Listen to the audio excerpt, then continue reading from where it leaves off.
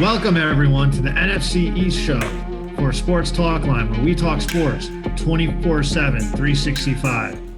And I am Tom McAllister, and I'm joined this week by Steve Vanover. How are you doing this week, Steve? Doing great, man. Doing great. The NFC is a total mess. It might be the worst division in sports, but it's the most exciting. Yeah, there's definitely a lot of storylines, and a lot of people are saying, if this is the worst division right now in the NFL, is this the worst division in the history of the NFL, which is opening up? We talked about the GOATs last time when we did the rapid reaction for the Lakers show. Now we're going on the total opposite end of the spectrum. Yeah.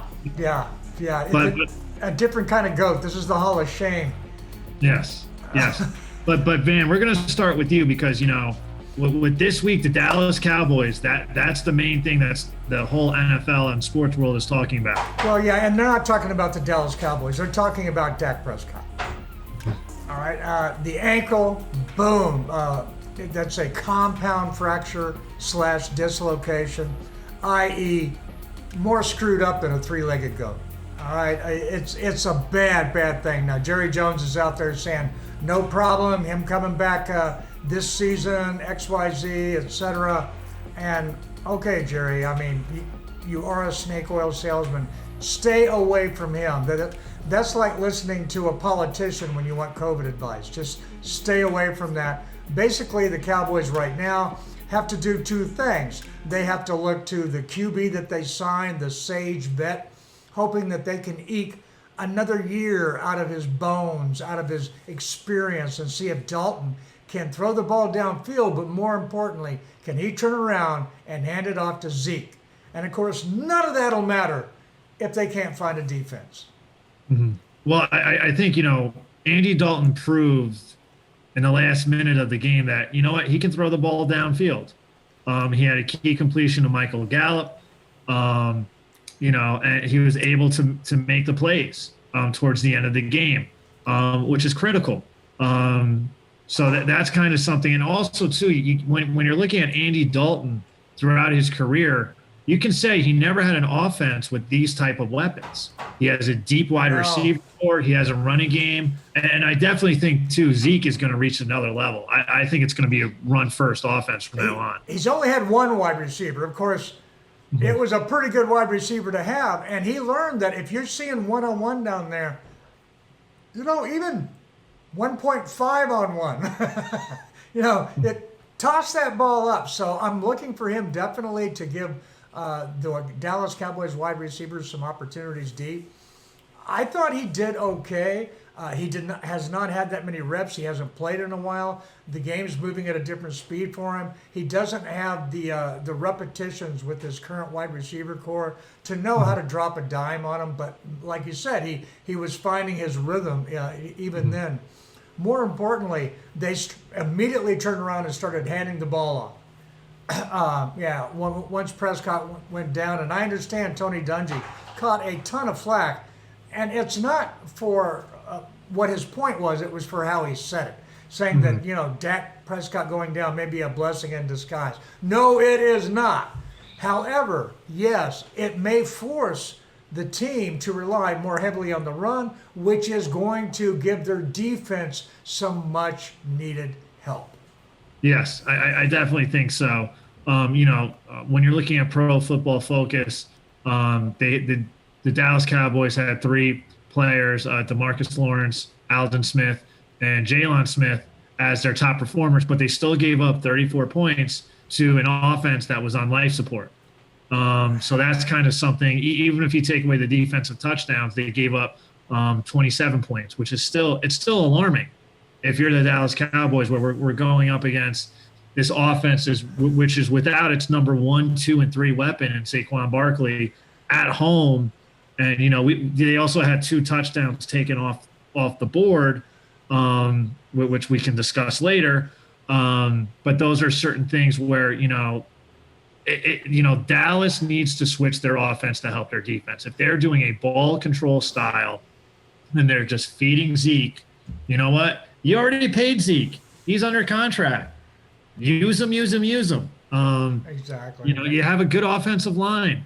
Just pound the ball. Use your tempo and establish it. What do you got, Van? Well, you're exactly right. I'm agreeing with you 100%. But there's things that need to happen. Let's make some things clear, of course. Byron Jones, being on the Dallas Cowboys, would not have made this defense any better. This defense sucks because of the coaching. Getting your defense in sync, that generally takes longer than getting the offense in sync. All right, that's just the way it is. Usually the offense has some fun early in camp, and then the defense catches up because their scheme has to be tighter, and then boom, it flips. So this should get better. All right, but even when it does, Mike Nolan's never been anything more than a middle of the road defensive coordinator. His defense have never finished anywhere other than middle of the pack. So for people expecting a big difference in this defense, I'm like, okay, all right. Again, you're 100% correct. They need to do that. But in order to do that, and by they, I mean the offense, they need one thing. They need to get that offensive line in order. Tyrone Smith out for the season. La'el Collins out for the season. So they're missing their starting 2 right tackles. That's not good. They're going to have to take care of that. Moving on, let's flip to the Giants. That's a great segue, man. Yep. And before we do that, what do you think is the biggest problem that the Cowboys are going to have? Comment that below and hit that subscribe button, hit that notify bell, and then move on to the Giants, where I ask you, really, isn't everything the Giants do at this point, don't they need to get that offensive line in order? They're so close. I think that's the biggest thing. I mentioned Pro Football Focus. I think Andrew Thomas had the lowest pass blocker rating this past week. There's a critical play where it showed all the aggravation of the last few Giants draft picks where Marcus Lawrence pretty much blew by Andrew Thomas, sacked, fumbled Daniel Jones. Cowboys picked it up, ran it back for a touchdown. And that right there was the momentum, because the play before, Daniel Jones had a 3rd and long, threw the ball off the back foot, converted a Golden Tate, and then he has a fumble for 6 points the other way, which totally changed the momentum. This is something where when you look at Daniel Jones, he can make some great plays, but those turnovers totally negate everything that he does. The one interesting thing they have is, after reading the paper, Mark Colombo was talking about Andrew Thomas. They found a mechanical issue that Andrew Thomas has. So you got to wonder if they can coach him up, if he can improve. And they're slowly bringing Matt Pert, who is the third round pick, and they're giving him some reps at offensive tackle. But at least Andrew Thomas was able to catch a 2-point conversion, which is kind of going to be an interesting option going forward. But Van, what do you think? Well, 2 things real quick, and that's first on the mechanical issue. For people wondering exactly what the heck that means, that means they've found to where this guy is adjusting his hips in such a way when he slides to where it's costing him time, or his footwork is just horrible, or he's adding a step that nobody noticed before. He's adding a hitch in his get along, or his handwork is coming from a bad angle, and they realize that if they get his hands to come down low, then he'll have the leverage they need. It is strictly a technique issue, is a mechanical issue. And generally, when they say mechanical, they're usually mean more about leverage. So that's why I mentioned hips first, though, again, I don't know. So that's very exciting, because when a coach sees something like that, that's a chance for a player to adapt. And it happens in stages, because they've got years of bad habits and bad muscle memory usually that have to be overcome. But these guys are up in the NFL for a reason. They're pretty good, right? Yeah, it's also, too, the one thing, this was the first time there were several drives where the Giants' offensive line was able to win on the ground game. And I think if they're able to consistently win on the ground game, Devontae Freeman, he looked like a weapon that was utilized a lot on that first drive. You had a lot of guards pulling, which looked great. There was some trickery where, the Giants were supposed to go for a field goal. It was a fake field goal. They hit Evan Engram, but Cam Fleming wasn't set. So that's, if you're Joe Judge, you probably want to go ballistic. Like, out of all the penalties you could get, if you got like Evan Engram didn't report, you might be able to live with it. But it's like you timed it perfectly. It was executed And No, I don't. I think you're wrong. I don't think he was going to live with any mistake on that freaking play. yeah, it was. Not a mental error. Not a mental error. Joe Judge didn't stay with the Patriots as long as he did by being cool with mental errors. Any of them. So, Yeah, no, man. I would have loved to have heard. I know the first conversation, the first subject that he talked about when they hit that locker room. Oh yeah. I'm putting my money on that play. Okay. Yeah, and also too, this was for the 5th week in a row the Giants gave up points on the opposition's last drive of the first half. That's something where, as great as the defense is, it's something that's very frustrating and it's habitual. They need to flip that. Okay, Jones gave up the ball once. I thought he played well overall. I thought Garrett ran a good offense. I thought you guys played well enough to win. It just fell apart with you. I honestly think that if Dak Prescott had not got hurt, you guys could have probably won that game. Well, I think with it too, when you're looking at the game, it's, one of the things which we haven't talked about, they had a second touchdown called back with Darius Slayton, which would have given the Giants the lead. The player who got called for that penalty was put on waivers today. So you're kind of putting Joe Judge. All right, Joe. And, Darius Slayton, he had a phenomenal game this past week. We'll see. The ground game has improved. They got some red zone touchdowns this time. They're actually able to push an opposition into the end zone, which we haven't seen at all. Their first touchdown, Evan Engram, they're using him as a rusher. And I think, too, with Daniel Jones, as the ground game improves, that's less pressure on Daniel Jones. You had blocking from your tight end, and they were looking for him in the red zone. So I think those are both upticks in what you need to be doing. All right, let's roll down the thing. This is the NFC East. We also have the Washington football team. Yes, the Washington football team. They kind of have. First off, their big thing is they got a quarterback controversy because, I really think you cannot be an NFC East team unless you have a quarterback controversy. You can't be a Washington team. That's for darn sure. They benched Dwayne Haskins, and there's already talk about trading him. I guess the good thing is Alex Smith came off the bench after a horrific injury 2 years ago, and he was greeted by Aaron Donald, who decided to eat him alive. He just had a monster game of 4 sacks, and the Rams defense pretty much imposed their will, and we'll see what happens. We'll see if Alex Smith is going to be the quarterback this upcoming week against Washington. But I know, Van, you talked before, you're a big fan of the Washington defense. Do you think that is enough for them? Because as of right now, it doesn't. It's not enough at all, but I'm still a big fan. If they don't have an offense to help them out, it's not going to go anywhere, and that's what happened against the Rams. The Rams defense had their way with the offense, but I tell you what, they don't have a quarterback controversy. I disagree with that. Haskins is gone.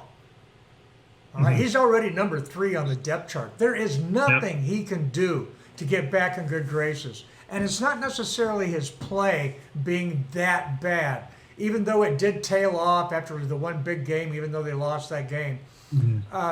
Basically, in practice, he was not doing the job. He's not putting in the same amount of time that the other 2 QBs are doing. That's well known.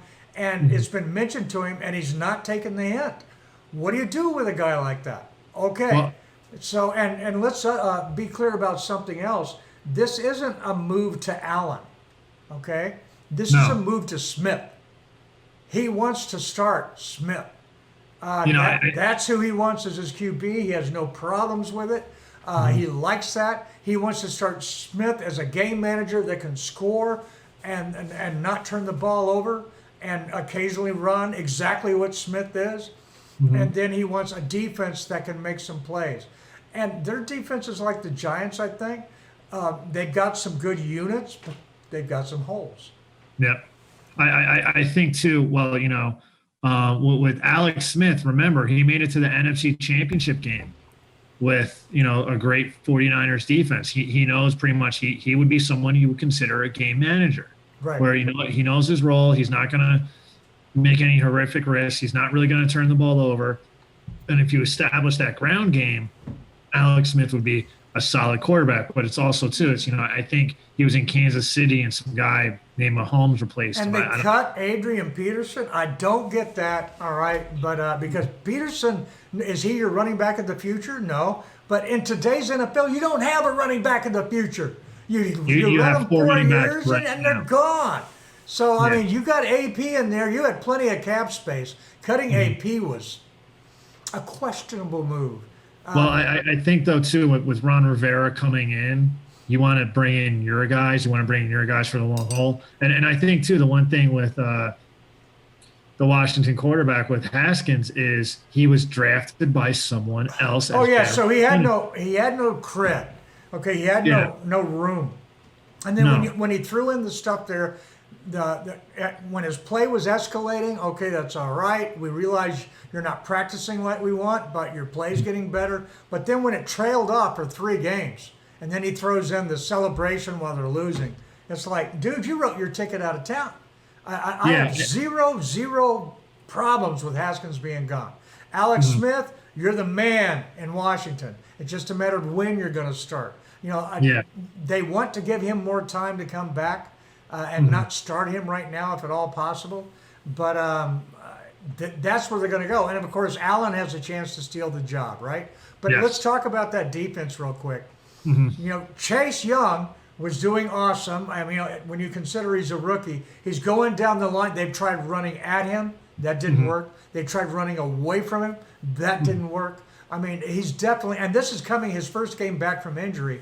But the guy that really stepped up today, and I'm not talking Kerrigan, I'm talking about Montez Sweat. Oh my goodness, that guy had, and the chase down from behind on the play that went the other way, the running back, and he got him, I think, 39, 40 yards downfield, caught him from behind and put him in the cheap seats.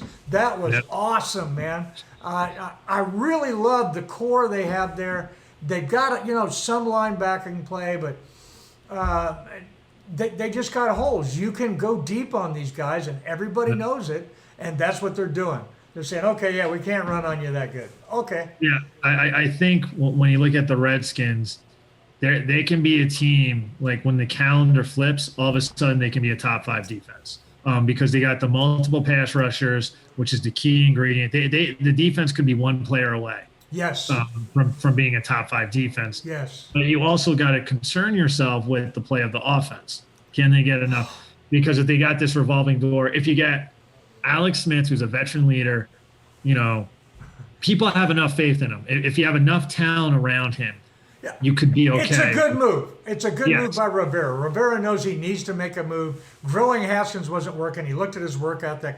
Boom, boom. Let's move on. I mean, Yes. the pieces are there. If they can continue to grow, great. If they can't, it's really no harm, no foul because they are the team with no name. And, of course, they are also the team that's been run into the ground. But let's move on to the next team that has been run into the ground.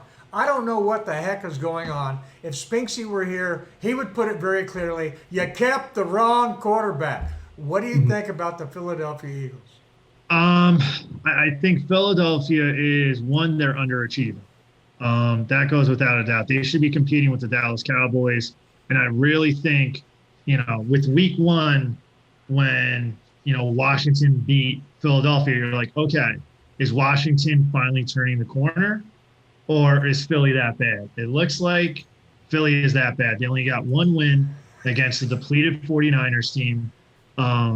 And it's just, they're able to put up some points against the Steelers. But there's just so much, they don't scare people anymore. No, there's no respect. Fletcher Cox isn't the player that he used to be. He's still very, very good. Don't get me wrong. And actually, is he out injured right now? I'm not 100% certain on that. And I think there's no one that really scares you because the wide receiver core. Yeah, just like last year, that there were a lot of. No, needs. I don't know the guy that blew up this past weekend for the Eagles. Oh my goodness. I went against him in fantasy. The running back, right? No. Wide receiver, man. Just unbelievable. Just blew up. The running back, Sanders, busted loose a 70-something yarder for a touchdown. But other than that, he only got 6 more yards the rest of the game. And it's like, But but they wouldn't give him the ball. They wouldn't give him opportunities. But they had a wide receiver. And give me a moment. Stall while I look this up. Okay. yeah, so well, basically, Spinksy would say, as you mentioned, they kept the wrong quarterback. And I think there's not this fear and aura, because usually the Eagles were a team that they always had solid units. And right now, a lot of those units are depleted. There's no one in the wide receiver core that you got, so. All right, Travis Fulgham, man, 10 receptions, 152 yards, touchdown, 13 targets. The guy blew it up. This is the guy they've been looking for a long time. But again, it's one game. Yes. All right, and other guys they drafted, like Aguilar, he's over there doing fantastic for the Raiders. Two DBs that they cut and got rid of. One had the game of his life for Jaguars. The other one, blew it up for his team. These are guys they could definitely be using because they have problems in the secondary. But ultimately, let's look at the NFC East here and let Wentz go, because, the fact that he hasn't won a Super Bowl, that's in his head, dude. Yeah, they won when he was hurt. But he's still got talent. He can play, but he's got no help. Occasionally he can carry him, but he's also got some, if you'll forgive me, some Eli Manning in him. But he doesn't have Eli Manning's penchant for rebounding from that and doing the game winner. Now, let me ask you this question with Carson Wentz, though. Do you see a point in this season where the Philadelphia Eagles will go to Jalen Hurts? No. So They believe in him. They believe in Wentz. His GM is still there. How about that? But then why did his GM? If his GM gets fired, then it's a different story. Okay. Yeah. Then Because his currency is gone. It doesn't look good on paper. If you were investing in your quarterback, you're not going to, especially a quarterback who's still under 30 years old and signed a massive contract, you're going to build around that guy. You're not going to draft a quarterback with the number 2 pick. It's one thing if the quarterback's over 35 years old and you're kind of looking down the line. Well, you know what?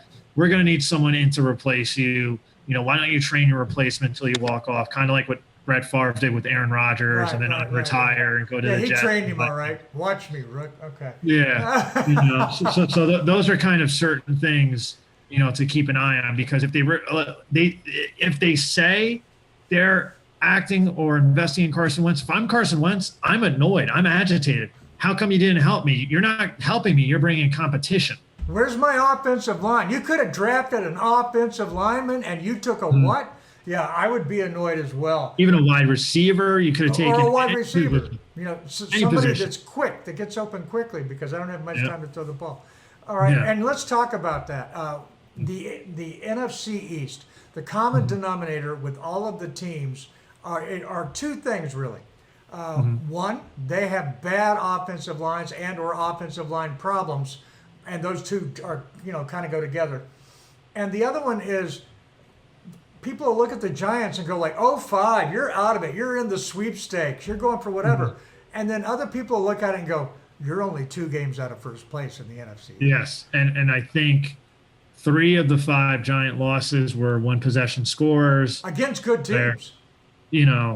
At least 2 of them you could say were good. I'm not sure about the third. Okay, yeah. Against the Cowboys are not a good team. They do not qualify. Yes. So that was, at least not right now. And those were some things where it was, okay, you're close. There's improvement. You can kind of see the culture change, but you can't get the win. So those are certain things to look at going forward to see, can this worth ethic exist? Lorenzo Carter was having a great season, but he's out with an Achilles injury. James Bradbury is having a phenomenal year. He pretty much neutralized, shut down Amari Cooper. Leonard Williams, you kind of got in there. The defensive line, the front 3. Leonard Williams. Yeah, he's up and down. He's playing for a contract, but I don't think the Giants will be the team that offers him the contract. All right. Well, look, it's right now the Cowboys sitting at top of the NFC East with a commanding half-game lead over the Philadelphia Eagles. Washington coming up right behind them, and they only have a full game lead over Washington, who has 4 games. They have 2 game lead over the Giants. We have plenty of games coming up. This is the NFC East, yeah? Yeah, it is, and who knows what's going to happen down the line. It's going to be interesting, though. I think the Dak Prescott injury totally changes everything. And you got to wonder if Andy Dalton plays good enough.